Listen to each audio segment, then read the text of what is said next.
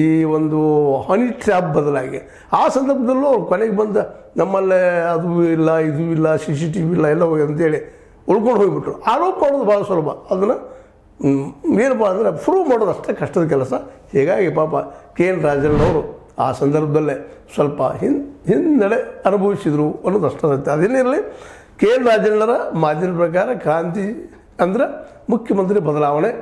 ಸಿದ್ದರಾಮಯ್ಯ 2.5 ವರ್ಷ ನಂತರ ಬಿಡೋದಿಲ್ಲ, ಇಷ್ಟಂತ ಸಿದ್ಧ ಆಗಿದೆ ಈಗ. ಯಾಕಂದರೆ ಅದಕ್ಕಾಗಿ ಅವರು ಸಾಕಷ್ಟು ರಾಜಕೀಯ ನಾಟಕಗಳನ್ನು ಮಾಡ್ತಾ ಇದ್ದಾರೆ. ಮತ್ತು ತಾವು ಪೂರ್ತಿಯಾಗಿ ನಾನು ಈ 5 ವರ್ಷ ಮುಗಿಸ್ತೇನೆ ಅಂತ ಅನ್ನೋದು ಕನ್ಫರ್ಮ್ ಮಾಡಿದ್ದಾರೆ. ಹೀಗಾಗಿ DKC ಅವರು ಭಾಳ ಒತ್ತಡ ಮಾಡ್ತಾ ಇಲ್ಲ. ಇತ್ತೀಚಿನ ದಿನದಲ್ಲೇ ಸಿದ್ದರಾಮಯ್ಯರು ಬೆನ್ನತ್ತಿದ್ದಾರೆ ಅವರಷ್ಟೇ. ಸಿದ್ದರಾಮಯ್ಯರ ನಂತರ ಯಾರು ನಾನಾ ಅನ್ನೋದು ತೋರಿಸ್ಕೊಳ್ತಾ ಇರ್ತಾರೆ. ಎಲ್ಲಿ ಹೋಗ್ತಾರೆ ಹೋಗ್ರಿ ಅವರ ಪರವಾಗಿ ಮಾತಾಡ್ತಾ ಇರ್ತಾರೆ. ಇವೆಲ್ಲ ಏನು ತೋರಿಸ್ತದೆ ಅಂತಂದ್ರೆ ಸಿದ್ದರಾಮಯ್ಯ ನಂತರ ಇನ್ನೊಬ್ಬರು ಜಾಗ ಬಿಟ್ಟುಕೊಡುವಾಗಿಲ್ಲ. ಇದು ಸಿಂಪಲ್ ಪಾಲಿಸಿ, ಪೊಲಿಟಿಕಲ್ ಪಾಲಿಸಿ. ಯಾಕಂದರೆ ಸತೀಶ್ ಅವರು ಸಿದ್ದರಾಮಯ್ಯಗೆ ಭಾಳ ಬೇಕಾದಂಥವ್ರು, ಆದಷ್ಟು ಅವ್ರು ದೂರ ಇಡುವಂಥದ್ದು ಈ ಕೆಲಸವನ್ನು ಸಿಂಪಲ್ಲಾಗಿ ಮಾಡ್ತಾ ಇದ್ದಾರೆ DK ಶಿವಕುಮಾರ್ ಅವರು.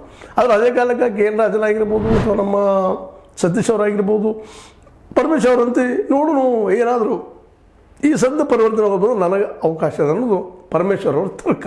ಹೀಗಾಗಿ ಒಂದಕ್ಕೊಂದು ತರ್ಕದ ಮೇಲೆ ಲೆಕ್ಕದ ಮೇಲೆ ಹೋಗ್ತಾ ಇದ್ದಾರೆ. ಆದರೆ ಯಾರಿಗೂ ಅಧಿಕಾರ ಬಿಟ್ಟುಕೊಡಬೇಕು ಅನ್ನೋ ಯಾರಿಗೂ ಇಲ್ಲ. ಯಾಕಪ್ಪ ಅಂತಂದ್ರೆ ಈಗೇನಾದ್ರು DKC ಅವರು ಕ್ರಾಂತಿ ಮಾಡಲಿಕ್ಕೆ ಹೋಗಿ ತಾನು ಮುಖ್ಯಮಂತ್ರಿ ಆಗೋ ಪ್ರಯತ್ನ ಮಾಡಿ ಸರ್ಕಾರ ಬಿದ್ದು ಹೋಗ್ತಂದ್ರೆ ಅಟ್ಲೀಸ್ಟ್ ಇವತ್ತು ಉಪಮುಖ್ಯಮಂತ್ರಿ ಇದ್ದಾರೆ, ಅಗದಿ ಸಾಫ್ಟ್ ಕಾರ್ನರ್ದಲ್ಲಿ ಇದ್ದಾರೆ, ದುಡ್ಡು ಮಾಡುವಂಥ ಕೇಂದ್ರಗಳಿದ್ದಾವೆ, ಬೆಳಗ್ಗಿನೂ ಅವ್ರ ಕೈ ಆಗ್ಯದ, ನೀರಾವರಿ ಅವ್ರ ಕೈ ಆಗ್ಯದ. ಅಂದಾಗ ಅವ್ರು ಯಾಕೆ ಬಿಟ್ಕೊಡ್ತಾರೆ ಅದನ್ನು? ಅದಕ್ಕೆ ಸುಮ್ಮನೆ ಹೊಂಟು ಬಿಡೋದಪ್ಪ, ಹೊಂಟಿದ್ದಾರೆ ತೊಗೊಂಡು ಹೋಗ್ತಾ ಇದ್ದಾರೆ, ನಮ್ಮ ತೊಗೊಂಡು ಹೋಗ್ತಾರೆ ಅಂತೇಳಿ. ಈ ದಿಸೆಯಲ್ಲೇ ಇದು ಕಾಂಗ್ರೆಸ್ಸಿನ ವಸ್ತುಸ್ಥಿತಿ